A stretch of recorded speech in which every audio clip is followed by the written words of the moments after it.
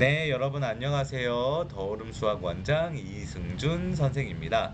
자, 오늘은요. 성적과 공부는 정말 유전자가 결정할까요? 라는 주제를 가지고 한번 이야기를 해보도록 하겠습니다. 자, 요즘에 이 유전자에 대한 이야기가 많이 나오고 있습니다.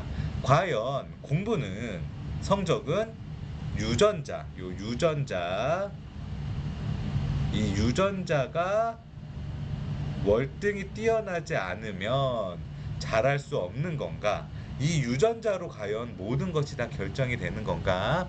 한번 알아보도록 하겠습니다. 자, 굉장히 유명한 의사 선생님 중에 한 분이 나와서 이런 이야기를 했던 거를 제가 짤로 본 적이 있어요. 공부 열심히 잘 시키려고 노력하지 마라.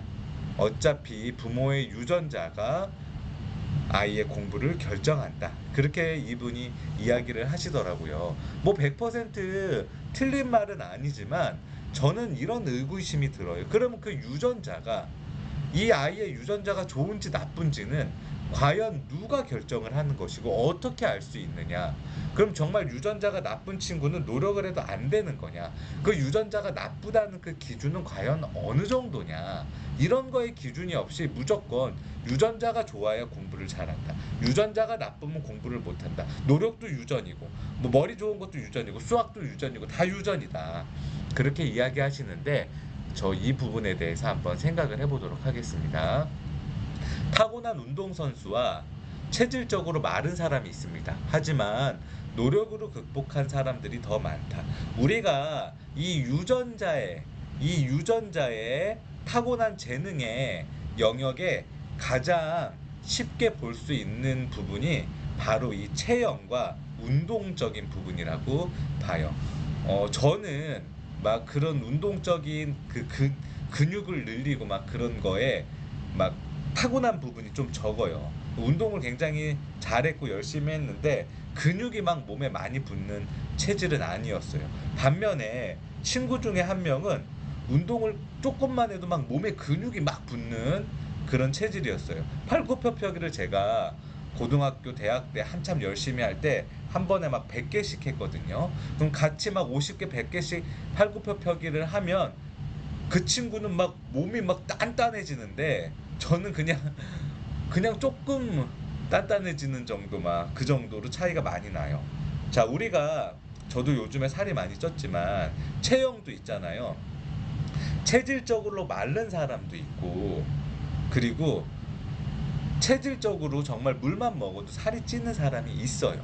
그런데 이런 것만 봐도 우리가 알 수 있는 게 뭐냐 하면 그러면 체질적으로 그런 좋은 유전자를 타고난 사람만 운동을 잘할 수 있고 그렇지 않은 사람은 운동을 잘할 수 없느냐?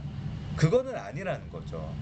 체질적으로 운동적인 능력을 타고나지 않아서 아무리 열심히 해도 MVP의 자리에 갈 수 없고 최고의 연봉과 최고의 FA는 받을 수는 없지만 운동 선수들 중에서 자기가 재능은 타고나지 않았지만 노력으로 오랫동안 운동 선수로 그 자리를 지키고 주전으로서 자리를 지키고 그리고 은퇴해서도 더 활약하는 그런 사람들을 우리가 많이 볼 수 있다라는 거죠. 또 하나는 체질적으로 뚱뚱하게 타고났지만 그랬지만 열심히 노력하고 안 먹고 운동하고 관리하고 안 먹고 운동하고 관리해서 평생을 힘들지만 날씬하게 체형을 유지하는 사람들도 있다라는 거죠. 그럼 과연 이거는 어떻게 된 거예요? 이 사람들은 유전자를 타고나지 않았는데도 노력으로 극복한 사람들이라는 거죠. 가장 유전자가 많이 이 우리에게 그 사용이 되는 운동과 체형에 대해서도 유전자를 극복한 사례가 있는데 주변에 많이 있는데 공부는 정말 유전자가 아니면 안 되냐? 자, 그러면 이런 의구심을 우리가 가져볼 수 있지 않을까요? 좋은 유전자를 결정은 누가 하는 거예요? 뭐 가서 웩슬러 검사하고 풀 배터리 검사하면 이 아이가 유전자가 좋은지 나쁜지 알 수 있어요? 공부를 못하는 아이는 그럼 정말 유전자가 나빠서 이 유전자가 나빠서 공부를 못하는 거냐, 우리가 이런 의구심을 가질 수 있다라는 거죠. 그거는 아니라는 거예요. 왜 아니냐 하면 우리가 IQ 검사를 하고 풀 배터리 검사를 하고 웩슬러 검사를 해요. 이거 다 언제 해요? 아주 어렸을 때 합니다. 성인이 막 풀 배터리 검사하고 IQ 검사하고 잘 그러지 않아요. 근데 제가 뇌과학자는 아니지만 아이들을 많이 가르쳐 보면 인간의 발달이라는 거는요, 차이가 있어요. 그러면 어렸을 때 발달이 덜 된 아이가 웩슬러 검사나 풀 배터리 검사나 IQ 검사를 했을 때 지능이 낮게 나와요. 지능이 낮게 나온다고요. 근데 이 아이가 발달이 어느 정도 돼서 다른 아이들보다 느리지만 발달이 됐을 때 20살이 넘어서 30살이 넘어서 발달이 완성이 됐을 때 검사를 하면 그 검사 결과는 다를 수 있다라는 거죠. 그러면 어렸을 때 이 아이의 유전자가 나쁘다, 이 아이는 유전자를 타고나지 않았다라고 단정 지어버리면 이 아이는 좋은 유전자를 타고났는데 잠재력이 있어서 발현이 늦게 된 것뿐인데, 그럼 그거의 책임은 누가 진다는 거예요. 그 유전자가 좋고 나쁘다는 거는 누가 노력으로 극복할 수 없는 정도의 유전자는 과연 누가 정의하는 거냐는 거예요. 우리 부모님들 그런 말 많이 해요. 노력하는 것도 끈기 있는 것도 다 유전자다. 저는 그렇게 생각하지 않아요. 제가 생각했을 때 그거는 회피를 위한 하나의 핑계밖에 저는 되지 않는다고 생각이 들어요. 정말 경계성 장애, IQ가 두 자릿수인 아이는 노력을 해도 조금 어려울 수 있겠지만, 우리가 평균에 다다르는 지능과 평균에 다다르는 신체 능력을 가지고 있다면 노력으로서 모든 것을 충분히 다 극복이 가능해요. 물론 좋은 유전자를 굉장히 타고난 사람이 똑같은 노력을 하면 그 사람을 따라갈 수는 없겠죠. 또 좋은 유전자를 타고난 사람이 뒤로 돌아보지 않고 노력을 하면 평범한 유전자의 사람이 따라갈 수 없다는 건 맞아요.